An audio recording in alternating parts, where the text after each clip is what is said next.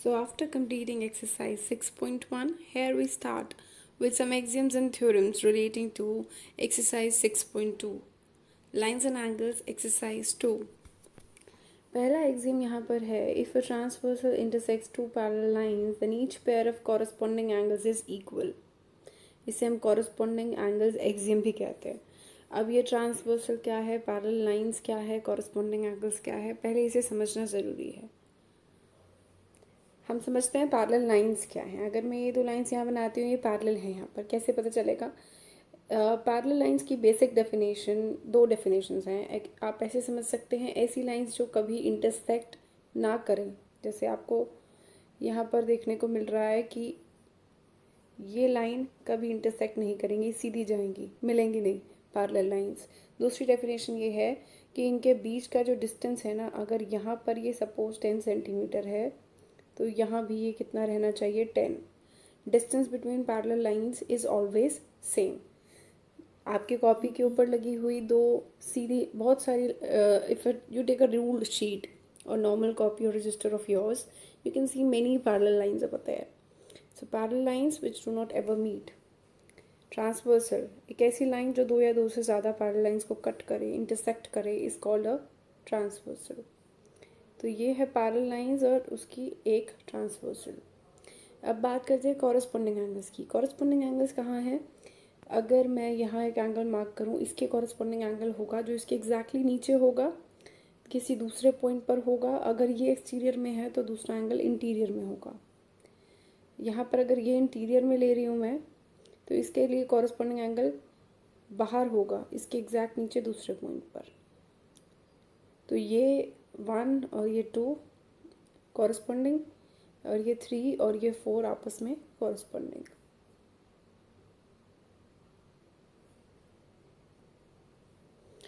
सो हमारा एग्जाम कहता है कि अगर एक ट्रांसवर्सल दो पैरेलल लाइंस को इंटरसेक्ट करता है तो कॉरस्पॉन्डिंग एंगल्स इक्वल होंगे.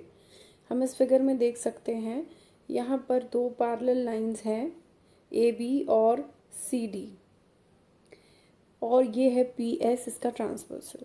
यहाँ कॉरस्पॉन्डिंग एंगल्स, अगर मैंने बता दिया कि ए बी और सी डी पैरेलल है तो आप कह सकते हैं कॉरस्पॉन्डिंग एंगल्स इक्वल होंगे. ये एंगल और ये एंगल आपस में इक्वल होगा. अगर ये नीचे वाला लेते हैं तो ये इसके इक्वल होगा. इसी तरीके से यहाँ 4 pair of corresponding angles marked हैं. Exam 6.4 now. If a transversal intersects two lines such that a pair of corresponding angles is equal, then the two lines are parallel to each other.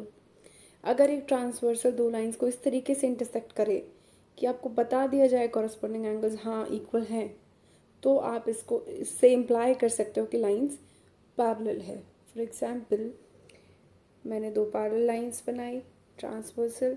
मैंने कहा ये angle है, ये angle है, ये भी suppose 30 degree है और ये भी सपोज मैंने आपको दे दिया 30. तो कहेंगे कि अरे ये तो कॉरस्पॉन्डिंग एंगल्स है. कॉरस्पॉन्डिंग एंगल्स इक्वल होने का मतलब है, अगर ये लाइन मेरी ए बी थी और ये सी डी थी, तो A B parallel to C D हो जाएगा. So these were the exams, corresponding angles के एग्जाम. अगर लाइन पैरेलल तो कॉरस्पॉन्डिंग एंगल इक्वल, अगर कॉरस्पॉन्डिंग एंगल इक्वल तो lines parallel.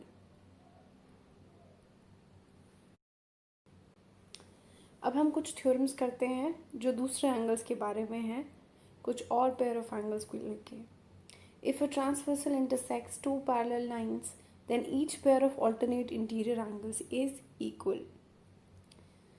Parallel line, transversal. अब ऑल्टरनेट इंटीरियर एंगल्स,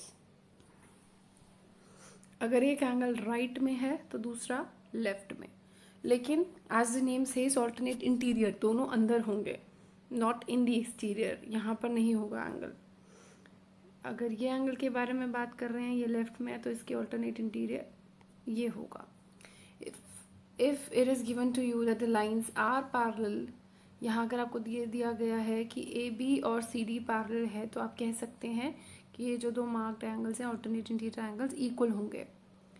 थ्योरम 6.3 इसका converse है. If a transversal intersects two lines such that a pair of alternate interior angles is equal, then the two lines are parallel. अगर एक transversal intersect करती है दो lines को इस तरीके से कि ये दोनों एंगल इक्वल है, दे दिए गए हैं, आपको बोल दिया गया है कि ये भी 50 है और ये भी 50 डिग्री है, तो इसका मतलब ये दोनों लाइन पैरेलल होंगी फॉर श्योर।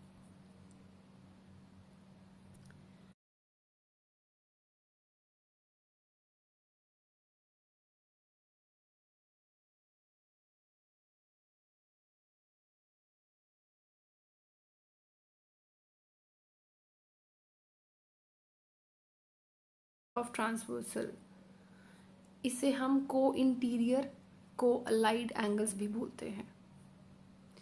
अगर एक ट्रांसवर्सल इफ ट्रांस